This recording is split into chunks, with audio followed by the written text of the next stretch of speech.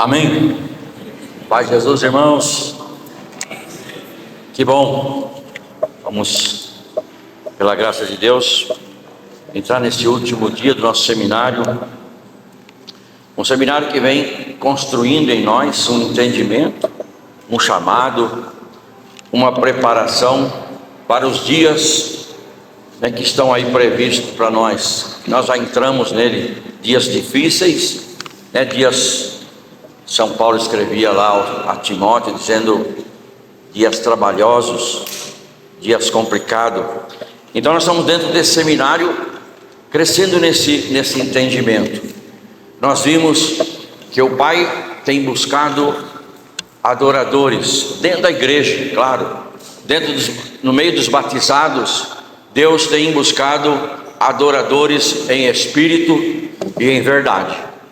E a gente viu que essa condição de adorar o Senhor em espírito e em verdade, ela acontece quando a gente toma aquela decisão de fazer o caminho da perfeição, o caminho da santidade. E a gente viu as grandes dificuldades que esse caminho traz. A palavra desse nosso segundo seminário levanta aquela questão do final dos tempos, onde São João ele vê uma multidão, uma multidão de pessoas vestidas de branco, e o anjo explica que aquela multidão, os irmãos lembram bem? Lembra? Aquela multidão são aquelas pessoas que saíram exatamente da grande tribulação e tiveram as suas vestes lavadas e alvejadas no sangue do Cordeiro. Essa é a palavra que move esse segundo encontro. Saíram da grande tribulação. A gente viu que esse caminho da perfeição, a maior tribulação que a gente encontra de cara é a tribulação de nós mesmos, da nossa natureza humana, das nossas vontades, nossos desejos. Essa grande tribulação que o pecado trouxe para dentro de nós. É isso que dificulta o nosso caminho, no caminho da perfeição, lá de São João da Cruz. É a nossa natureza que faz barreira, que dificulta umas coisas. Por isso São João da Cruz disse que precisa começar se despojando de tudo isso. É o caminho do nada, onde a gente vai se desfazendo daquelas fantasias, das ilusões, dos sonhos, que a gente encheu a nossa alma de tudo isso, através do sentido, Então, esse segundo encontro mostra para nós que é necessário nesse caminho duas coisas fundamentais, sem a qual a gente não consegue trilhar esse caminho. É exatamente o sangue do Cordeiro. Foi o que a gente viu no último dia. O sangue do Cordeiro, ele é que lava a Eucaristia, a comunhão, na Santa Missa. A gente então consegue lavar as nossas vestes e alvejar no sangue do Cordeiro. Jesus estabelece esse recurso um dia antes da sua paixão, instituindo a Eucaristia na quinta-feira, e ali ele revela para nós o meio por excelência de fazer este caminho, que não é mais aquele meio que Deus conseguiu para Israel, fazendo o maná cair e eles se alimentavam. Fizeram o caminho do Egito até a terra prometida com aquele pão. Não, Jesus preparou para nós um pão que verdadeiramente resolve esse problema da nossa fome interior, e mais do que isso, nos lava e nos purifica de todos os nossos pecados. Tanto que São João vai dizer isso: quem não tem pecado é um mentiroso e a verdade não está nele. Mas se confessardes os vossos pecados, Ele é fiel e justo para nos purificar de todas as nossas imundícies, todas as nossas manchas, através do seu sangue. Então veja, irmãos, esse é o recurso, e por isso a palavra que Jesus usou e continua usando em cada sacrifício, que é o mesmo do Calvário, nós vimos isso, eis aqui o meu corpo, eis aqui o meu sangue. Esse é o recurso do céu.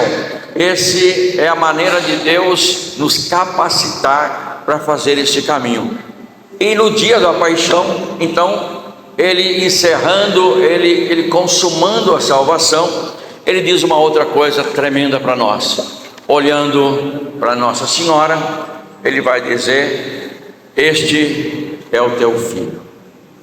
Na pessoa de João, então, toda a humanidade, todo o ser humano é colocado, então, debaixo desse ofício que Jesus estabelece ali no Calvário. Exatamente ali na cruz, no extremo momento de angústia, tanto de Jesus como de Nossa Senhora, ele outorga-se a Nossa Senhora esse ofício materno, ofício de mãe da humanidade. Porque ele faz isso nesse momento? Porque esse é o momento de salvação. Esse é o momento onde todas as coisas necessárias estão se consumando. Por isso, um dia antes, ele diz: o meio é o meu corpo, o meu sangue. E no final ele consuma dizendo: esta é a tua mãe. Esta é a tua mãe. Essas duas realidades é que vai dar condição para nós, irmãos, de fazer o caminho da perfeição. Sem o corpo e o sangue de Cristo nós não conseguimos.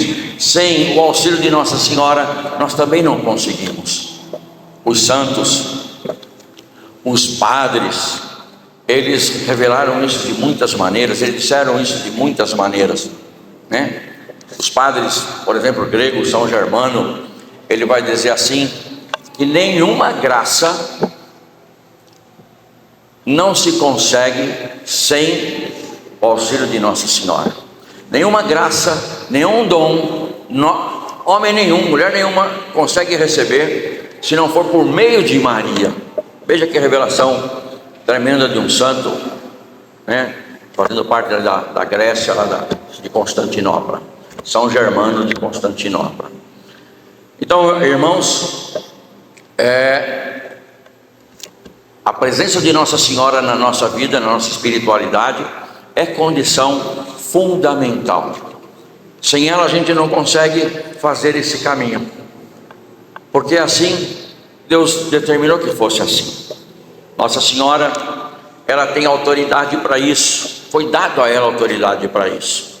Nossa Senhora, ela tem uma intimidade com a Trindade que ninguém tem, nem os anjos, nem os santos tiveram intimidade do tamanho, na profundidade que Nossa Senhora teve. Imagina, irmãos, ela, quando no momento do anúncio do anjo Gabriel, ela escuta todo o plano de Deus e diz: faça-se.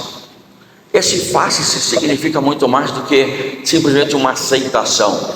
Esse faça-se tem a profundidade, tem a dimensão da própria salvação. Quando ela diz esse faça-se, o que acontece é que Deus, então ele naquele momento, ele gera o seu Filho na eternidade, né? Não cria, mas gera Jesus na eternidade. E nesse mesmo momento, Maria gera o Salvador no tempo. Olha o que acontece a partir desse faça-se. Olha para o seu irmão do lado, olha o que acontece. Falou? Deu tempo aí, beber água. Olha o que acontece. Quando ela diz faça-se, Deus então coloca no seu ventre o seu plano de gerar Jesus na eternidade. Quer dizer que Jesus, como natureza divina, não nasceu naquele momento, mas foi gerado na eternidade pelo Pai. E ao mesmo tempo, Nossa Senhora, ela gera no tempo o Salvador. Então, Jesus enquanto Deus é eterno, Jesus enquanto Salvador começa no ventre de Nossa Senhora. Então Maria, que é filha de Deus, ela nesse momento se torna co-salvadora.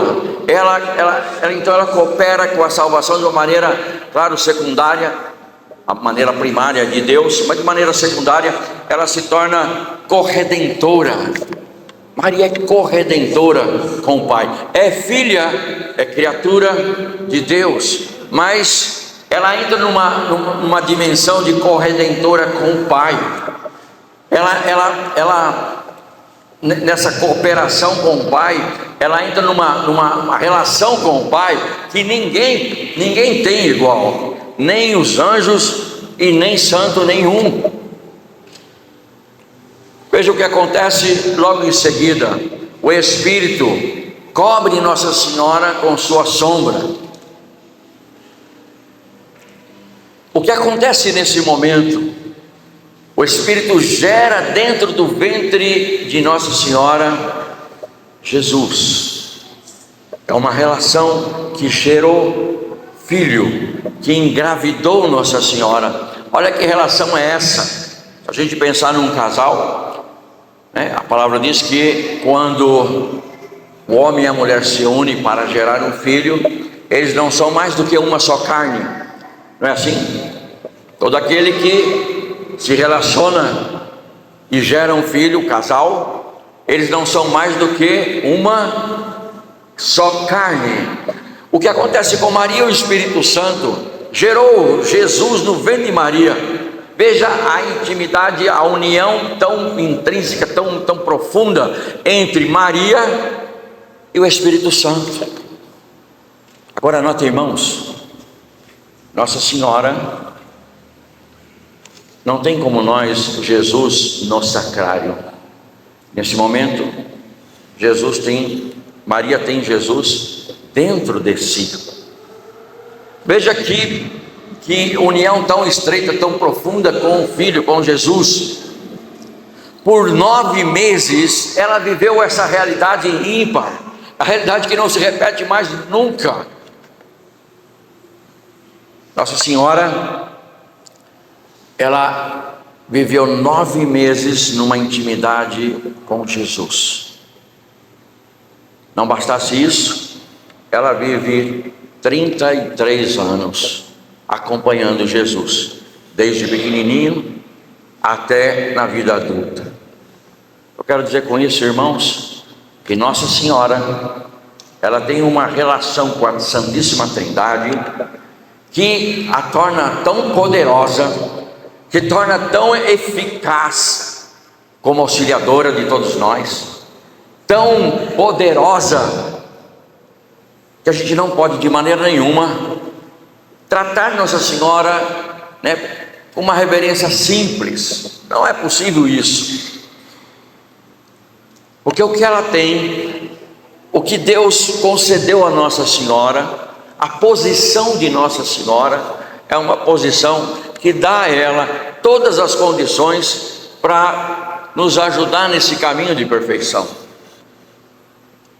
Então a devoção a Nossa Senhora, vamos falar um pouco sobre isso também. Essa devoção deve partir desse entendimento de uma mulher que se envolveu com o Pai, se envolveu com o Espírito Santo e se envolveu com Jesus de uma maneira sem igual, incomparável. Essa é a nossa mãe. E ali nos pés da cruz, quando ela recebe então esse ofício de mãe da humanidade, é um momento onde ela, claro, era uma mãe como Nossa Senhora, vendo o seu filho naquela situação. Imagina o tamanho do afeto, o tamanho do carinho, o tamanho do pesar, as lágrimas de Nossa Senhora, todo esse carinho de Nossa Senhora estava ali fervilhando. E nesse momento, então Jesus diz que ela seria a mãe da humanidade, seria a mãe de cada um de nós. O que Jesus queria que Nossa Senhora fizesse com a humanidade, que todo esse afeto que ela tem por Jesus, ela também tivesse com você. Esse mesmo afeto, esse mesmo desejo de ver você, que ela tinha de ver Jesus bem e não podia ver, agora esse mesmo afeto, esse mesmo desejo, Nossa Senhora tem por você. Fala isso para o seu irmão. Nossa Senhora tem desejo de te ver muito bem,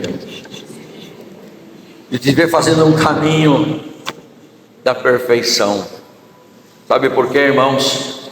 Porque é claro que mãe, principalmente Nossa Senhora, não ia obedecer um pedido nessas condições, dentro desse cenário, dentro dessa circunstância.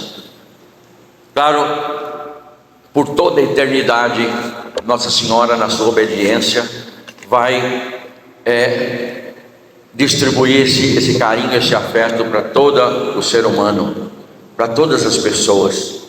É natural isso, principalmente em Maria. Mas veja, como Nossa Senhora então se empenha em nos ajudar nesse caminho. Como? Ela vai nos ajudar a cada vez mais, a perfeição é isso. A perfeição desse caminho é cada vez mais nos parecer com Jesus. Essa é a perfeição.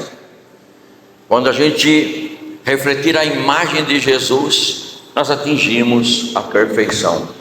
Maria, ela se esforça todo o tempo por cada um de nós, para que a gente se pareça cada vez mais com seu Filho Jesus. Por quê? Se você se parecer mais com Jesus, com mais facilidade, com mais plenitude, ela vai te amar, porque ela vai ver Jesus em você, vai te amar muito mais. Amém? Amém? Quanto mais você se parecer com Jesus, mais Nossa Senhora vai te amar. Por isso esse empenho dela em nos ajudar nesse ponto, em nos ajudar nas virtudes, na graça. Ela, como medianeira de todas as graças, ela tem urgência nisso, em fazer com que a gente cada vez mais reflita o seu Filho Jesus. É isso que move o coração de Nossa Senhora em nosso favor, facilitando tudo que pode, ajudando tudo que pode, alertando tudo que pode. Olha a ação de Nossa Senhora nos nossos tempos, nas suas aparições, trazendo exortação, trazendo revelação a respeito do final dos tempos. Olha o empenho de Nossa Senhora de estar com cada um de nós, lá em Medjugorje. Quantos anos Nossa Senhora aparecendo todo dia, revelando todo dia coisas, exortando, convocando todos nós para a oração. Esse é o empenho de Nossa Senhora, porque ela recebeu essa autoridade, esse poder, esta ordem do seu Filho Jesus. Seja mãe, e é isso que ela é para nós, ela é nossa mãe. Amém? Amém? A igreja, às vezes as pessoas podem pensar assim, questionam o nosso católico, dizendo que mas a Bíblia só fala um pouquinho lá em Lucas de Nossa Senhora, depois não fala mais nada de Nossa Senhora. Muito bem. Os tempos evangélicos, onde o Evangelho foi, o tempo onde o Evangelho foi escrito, as cartas foram todas compiladas, enfim, era o tempo do anúncio do reino. Essa era a preocupação daquele tempo, anunciar o reino. Veja, até a preocupação de Jesus sempre foi essa. Desde o começo ele ensinava sobre o reino. Ele começou sua vida pública ensinando sobre o reino, terminou falando do reino. Na sua ressurreição ele voltou e várias vezes apareceu aos discípulos, tanto que São Lucas vai dizer que durante todo esse tempo, na sua ressurreição, ele falou sobre o reino. Então, estabelecer o reino, ensinar os princípios do reino, a maneira do reino, o que é o reino de Deus, aonde o reino de Deus acontece. Essa era a preocupação do tempo evangélico, do tempo dos evangelistas, dos tempos apostólicos. Logo em seguida, no primeiro século, então começa o caminho dos cristãos dentro desse reino. Aí a figura de Nossa Senhora aparece. Aí a figura de Nossa Senhora vem desde Santo Irineu, Os padres do primeiro século, todos eles vão falando sobre Nossa Senhora, vão dizendo, vão confirmando essa autoridade que ela recebe de Deus Pai, Deus Espírito Santo e Deus Filho. Vou citar alguns exemplos. Veja,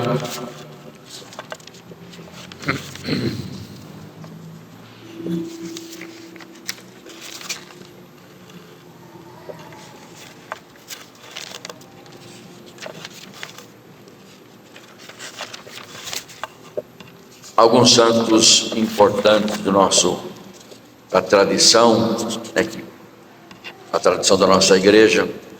Santo Irineu, falei aqui agora, ele diz assim, o gênero humano foi acorrentado por uma virgem, se referindo a Eva. É também o gênero humano liberto por uma virgem. Então, Santo Irineu já no primeiro século está dizendo isso, que se Eva acorrentou o gênero humano, Maria, ela então liberta, ela traz a libertação do gênero humano.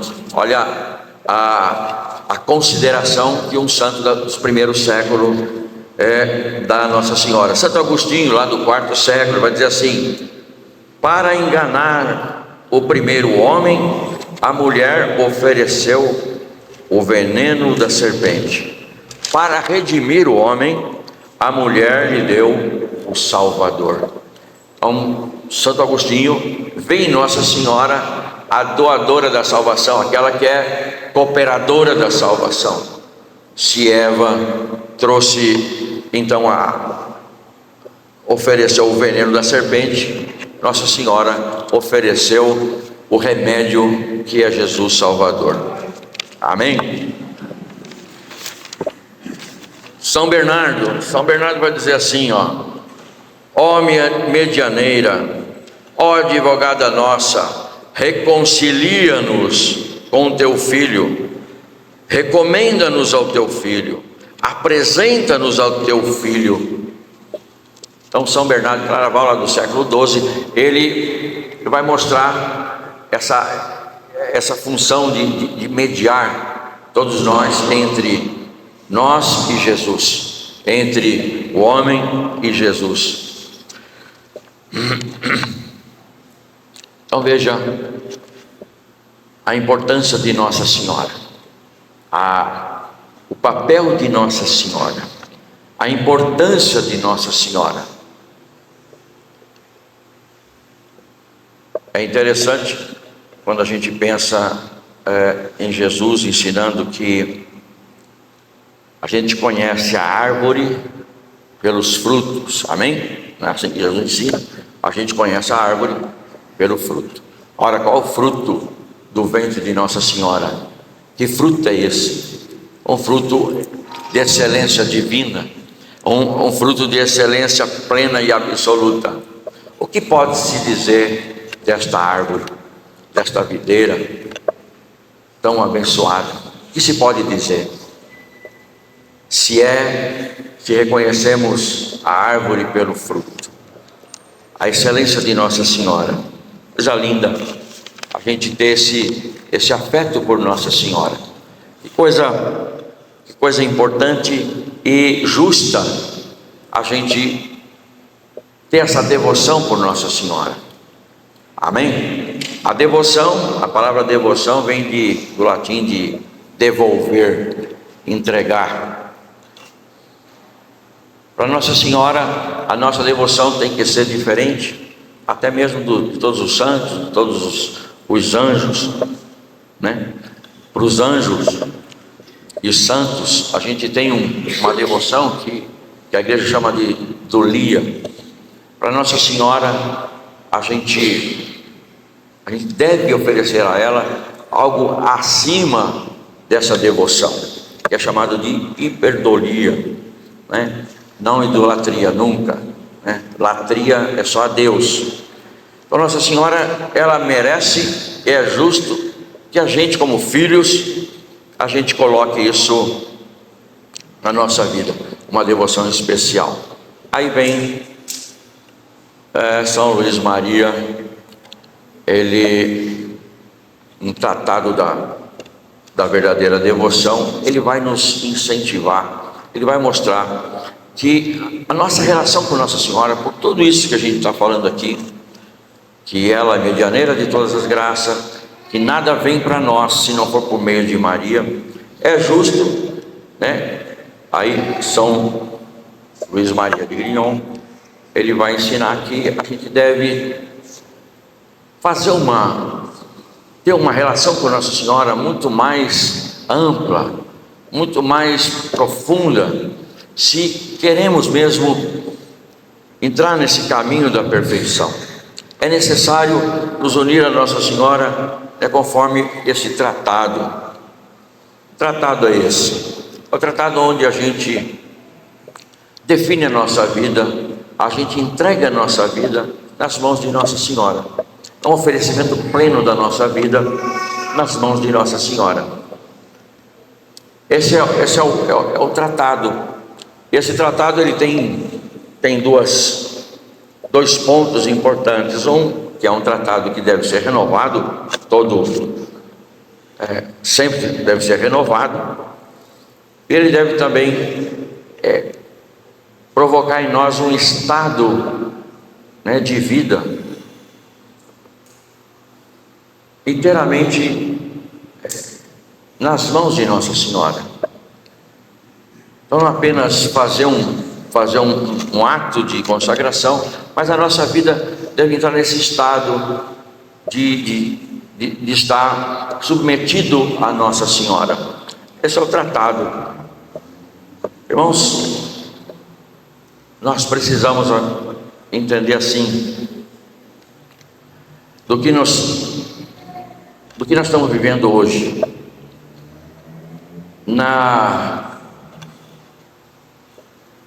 nessa apostasia, nesse esfriamento que nós estamos vivendo. As duas coisas fundamentais: Jesus Eucarístico e essa consagração a Nossa Senhora. Nós precisamos assumir isso para dentro da nossa vida. Jesus Eucarístico, como nós falamos da outra vez, outro dia, Jesus o máximo possível, se possível, missa diária, ter Jesus todos os dias e viver essa devoção dentro desse tratado de São Luís. Isso é o que vai garantir o nosso caminho. Isso é que vai manter o nosso coração quente. Isso que vai manter a nossa fé em chamas.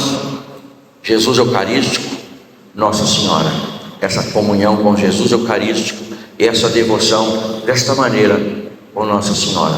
Uma devoção que envolve a nossa vida como um todo. Nosso corpo, e que nós entregamos essa devoção. Nosso corpo, nossos membros, nossos sentidos, colocamos tudo isso para Nossa Senhora.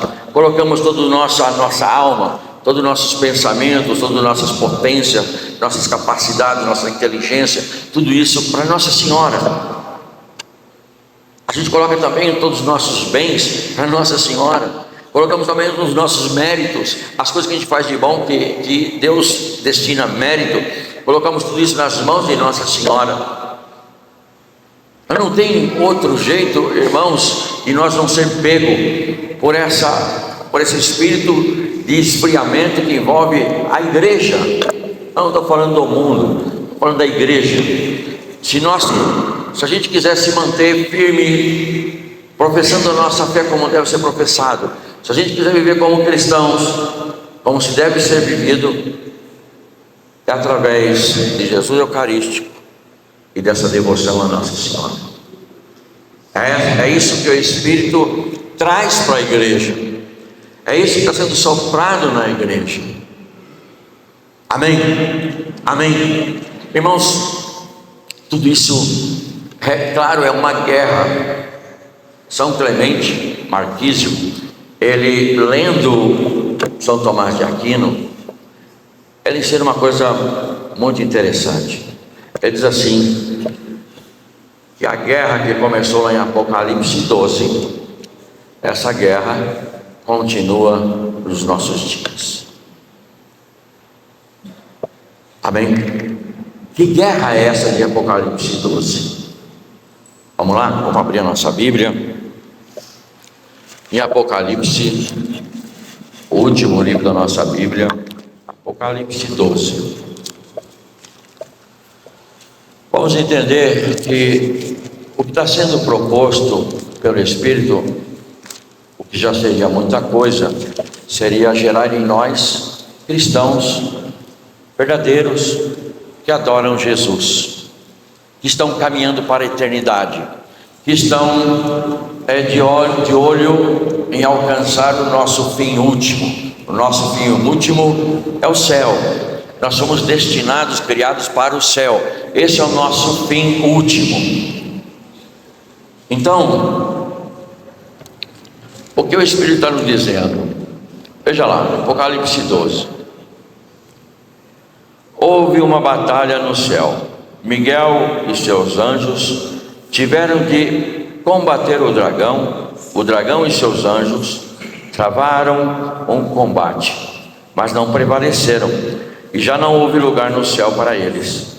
Foi então precipitado o grande dragão, a primitiva serpente, chamado demônio e Satanás, o sedutor do mundo inteiro. Foi precipitado na terra e com ele os seus anjos. Amém? Essa batalha existiu, é uma verdade de fé que a igreja proclama isso, ensina isso. Isso não é uma figura de linguagem, isso aconteceu, é verdade, é proclamada pela nossa igreja católica.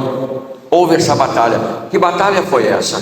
Então, São Tomás de Aquino, ele diz o seguinte, que Deus deixou, de alguma maneira, os anjos saberem em parte, o grande desejo de Deus Pai, Deus Filho e Deus Espírito Santo. Qual que é o grande desejo? O grande desejo é que Deus queria uma relação com a sua criatura, uma relação muito íntima, muito próxima.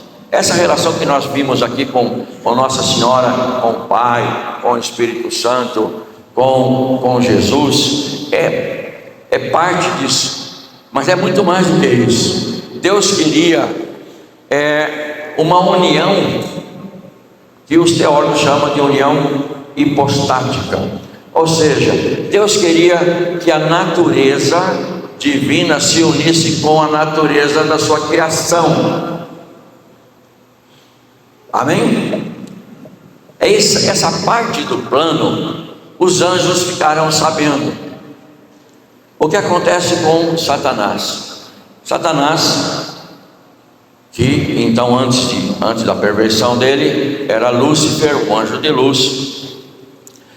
Ele, na sua mente angelical, ele entende o seguinte: ora, com que classe de criação Deus ia fazer uma união tão profunda como essa, senão com eles, com os anjos, porque os anjos foram criados assim, nós fomos criados um pouco abaixo dos anjos.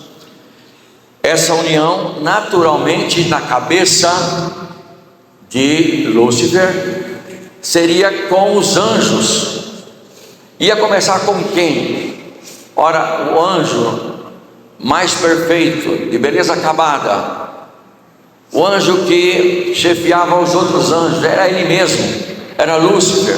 Então ele achou que essa união hipostática, onde a natureza divina ia se unir com a criação, era uma criação angelical, e ia ser com ele. Essa união seria com ele. E quando ele percebe isso não ia acontecer desse jeito, aí a rebelião, aí nas entranhas de Satanás, a ira, e principalmente quando fica sabendo que isso será feito com uma classe inferior, que somos nós, os humanos. Ele achou que ele teria que se rebaixar então agora para os seres humanos, eles que são seres angelical. Aí que está o orgulho, aí que está a vaidade, aí que está o grande pecado de Lúcifer. A ira de Lúcifer sobretudo, irmãos, por essa união,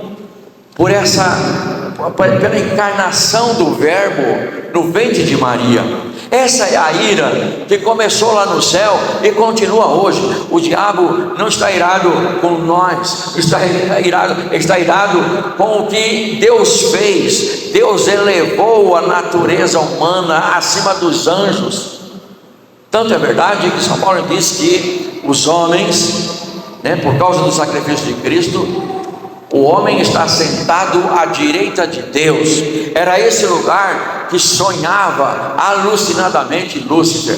Ele gostaria, esse era o desejo dele, e ele tinha, na cabeça dele, ele tinha razão para tudo isso, de ocupar esse lugar, sentar-se à direita de Deus. Quem está sentado à direita hoje, depois da elevação de Jesus ao céu, somos nós. Nós estamos assentados à direita, nós batizados, nós que aceitamos Jesus e nos tornamos filhos de Deus, conforme São João no capítulo 1, nós estamos assentados à direita do Pai. Aqui está a ira de Satanás, e é uma ira que tem duração eterna.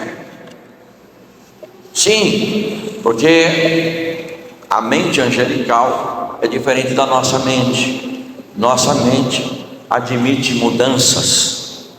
A nossa mente humana reflete e reconhece que está errado, muda. A mente angelical não, formulou uma verdade, e essa verdade é eterna, é imutável. É por isso que não tem conversão de anjos. Quando os anjos passaram por essa prova, os que foram reprovados são reprovados para sempre. Não existe mudança na mente angelical. Então veja, irmãos, a ira de Satanás é contra o Verbo encarnado. A ira de Satanás está exatamente contra Jesus, hóstia. Jesus eucarístico. Essa é a ira, porque no Jesus eucarístico está ali a natureza divina e a natureza humana de Cristo.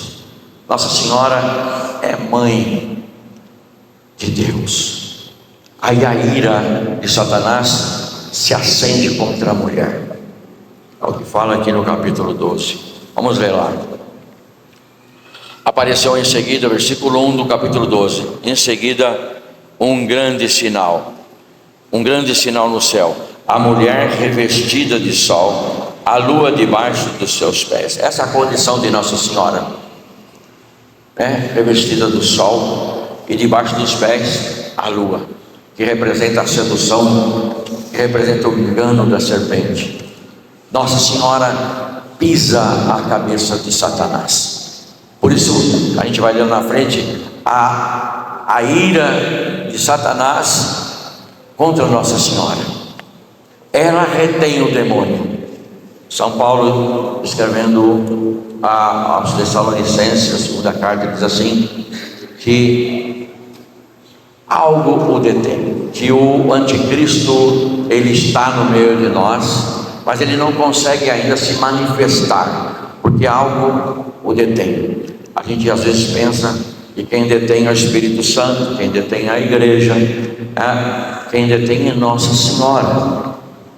A igreja é Cristo, o Espírito Santo é Deus. Naquela rebelião no céu, entenda bem isso, naquela rebelião no céu, não foi Deus que deteve, não foi Jesus, não foi o Espírito Santo. Quem deteve Satanás, dizendo alto lá, quem como Deus, foi São Miguel e todos os anjos que seguiram Miguel. Da mesma maneira agora, quem detém o demônio, quem detém o anticristo até os nossos dias, de maneira que ele não consegue se insurgir contra a Eucaristia, não consegue se insurgir como ele queria sobre todos nós, é porque quem detém é Nossa Senhora. É ela mesma que mantém debaixo dos pés a ação do demônio. Ele não pode fazer mais do que Nossa Senhora permite. Veja a grandeza de Nossa Senhora.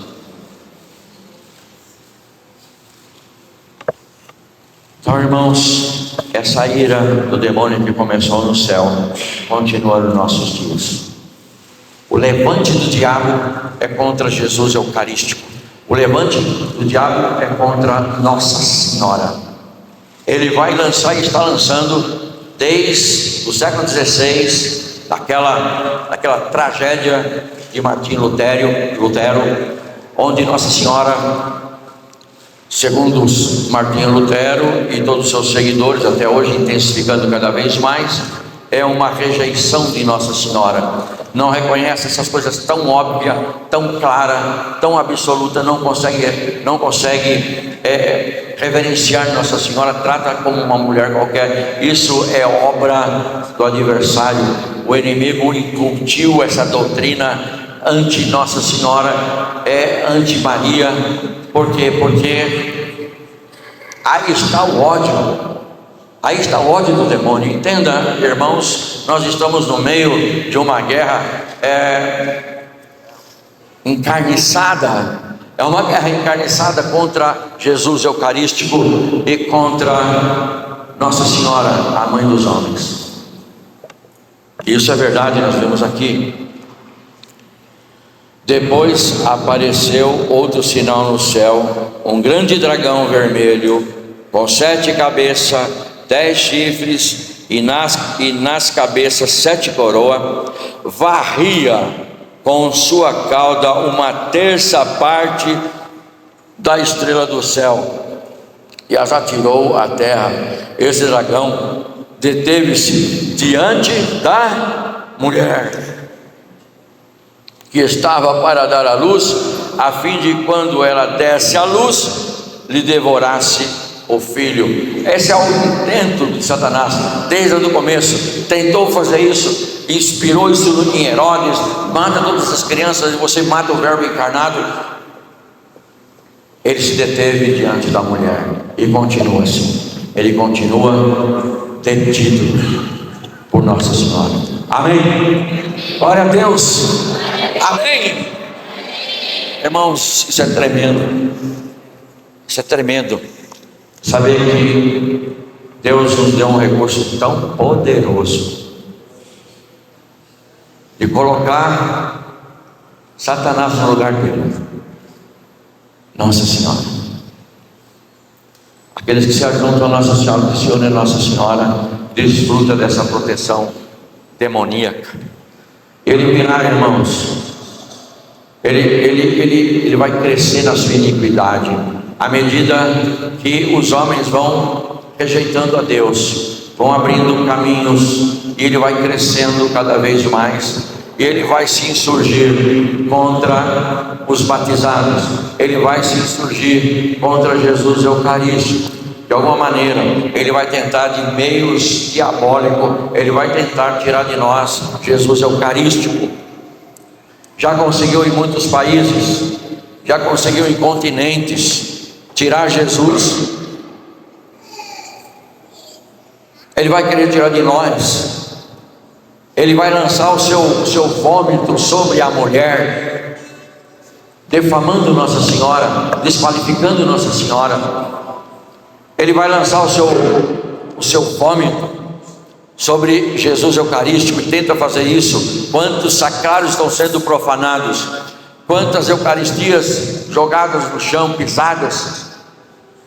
Esse é o vômito de Satanás. Agora, o que acontece, irmãos? Que aqueles que se consagram a Nossa Senhora, eles vão se levantar também, com muito mais ira. É verdade isso. Mas a graça virá sobre nós. Nossa Senhora, medianeira de todas as graças, vai nos dar poder para resistir às forças do mal. Ela vai nos dar essa graça de a gente se levantar contra o demônio. A gente vai receber todo o auxílio para a gente fazer um belíssimo trabalho nos nossos dias. Nós falamos isso, a igreja primitiva, os primeiros cristãos fizeram um trabalho belíssimo, heróico. Mas também nós vamos fazer em defender a nossa mãe e defender a Eucaristia. Nós vamos fazer esse trabalho, irmãos, nós vamos, porque Deus, através de Nossa Senhora, veja, através de Nossa Senhora, Ele vai nos capacitar a fazer um trabalho heróico também, resistindo a Satanás. O que acontece aqui, olha, vamos para o versículo 13. O dragão, vendo que fora precipitado na terra, perseguiu quem? A mulher que dera a luz ao menino. Está claro, irmãos. O último golpe de Satanás é contra a figura de Nossa Senhora, a posição de Nossa Senhora dentro da igreja, que é o corpo místico de Cristo. Está claro. Você vai ver cada vez mais Nossa Senhora ser defamada.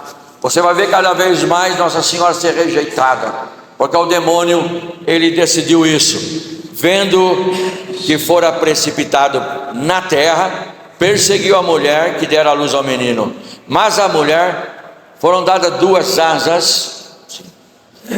A mulher foi dada duas asas. Está alto, hein? De grande águia, a fim de voar para o deserto, para o lugar de seu retiro, onde é alimentada por um tempo, 2 tempos e a metade de um tempo, fora do alcance da cabeça da serpente. Veja, Nossa Senhora está fora do alcance da serpente. Imagina, irmãos, a vergonha de demônio não consegue atingir Nossa Senhora, porque a ela foi dado asas, foi dado poder de estar acima do alcance dos demônios e principalmente do dragão Satanás. Amém? Olha o que vai acontecer. 15. A serpente vomitou contra a mulher um rio de água para fazê-la submergir. O intento de Satanás, vomitar sobre Nossa Senhora, para que ela então seja afastada da sua posição. 16. A terra, porém, acudiu a mulher, abrindo a boca para engolir o rio que o dragão vomitara. Este então se irritou contra a mulher e foi fazer guerra ao resto da descendência, de sua descendência, aos que guardam o mandamento de Deus e têm o testemunho de Jesus. E ele se estabeleceu na praia. Veja quantas coisas profundas aqui a gente acaba de ler. O demônio se insurge contra Nossa Senhora, lança seu vômito, e o vômito de Satanás não é outro a não ser a defamação, a não ser a desvalorização de Nossa Senhora, né? O desgaste da figura de Nossa Senhora. Esse é o vômito. Mas aqui fala que a terra abriu a boca. Quem é essa terra? Quem é terra? Terra somos nós, né? Nós que abre a boca são os consagrados a Nossa Senhora, são aqueles que fizeram, né, a sua consagração segundo o tratado de São Luís de Grignon de Montfort. Essa é a boca que vai abrir, a boca dos consagrados a Nossa Senhora. É essa boca que vai se abrir. E nós vamos rechaçar esse vômito, nós vamos desfazer, na palavra engolir significa isso, eliminar. Nós vamos eliminar esse vômito de Satanás. A ira vai se acender ainda muito mais, e aí ele se levanta contra o resto de toda a cristandade. Mas aí, irmãos, o poder de Deus se manifesta definitivamente, e a vitória vem, o julgamento vem, Jesus retorna, Jesus estabelece o seu reino. Amém? Mas nós vamos passar por isso. Se a gente quiser fazer parte daqueles que vão desfazer o vômito de Satanás, é necessário a gente se consagrar a Nossa Senhora nessa maneira plena, dessa maneira total, escravos de Nossa Senhora e de Jesus por meio de Nossa Senhora. Essa é a verdadeira devoção. Escravos, até São Luís vai explicar direitinho, não se trata de uma imposição, de uma coisa doentia, pesarosa, nada disso. Ele explica muito bem, ele vai dizer que existe uma diferença muito grande entre servo e escravo. Ele diz assim que o servo é natural, ele faz um serviço e tem um retorno, tem um salário. Esse é o servo. e ele pode a qualquer momento desfazer e ir embora e procurar outro senhor para ele servir. Esse é o servo, não é? Muitos de nós nos tornamos servos dentro do grupo de oração, dentro da igreja, meus servos. Mas os servos têm isso, a gente fica enquanto estamos recebendo algum salário. Quando as coisas começam a apertar, os servos caem fora, porque assim é o servo, diferente do escravo. O escravo está porque ama o seu senhor, não recebe nada a não ser o que é necessário receber. Esse é o escravo. O escravo tem aquele seu senhor, e entende que aquele senhor dali verte os seus desejos da alma, do espírito, não desejos carnais. É dali que é a fonte da vida. Ele entende que Jesus é a fonte de todas as coisas, se torna escravo. Ele entende que Nossa Senhora, ela é a medianeira, é ela que vai me unir de uma maneira cada vez mais intensa com o seu Filho Jesus, porque ela sabe tudo sobre Jesus. Ela sabe tudo, ela experimentou Jesus, como falei aqui, 9 meses no seu ventre, 33 anos vendo, ensinando e recebendo de Jesus, conhece Jesus, dos gostos mais simples de Jesus, ela sabe tudo sobre Jesus. Então, irmãos, me torno escravo de Nossa Senhora, porque dela, com ela, eu vou conseguir então ser totalmente de Deus. Escravos são esses que vão abrir a boca, são esses que vão defender Nossa Senhora, são esses que vão pisar a cabeça de Satanás.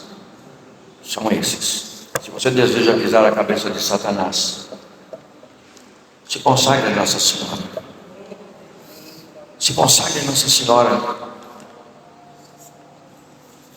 faz uma opção que isso vai ficar na história eterna da sua vida. Você vai comentar sobre isso na eternidade.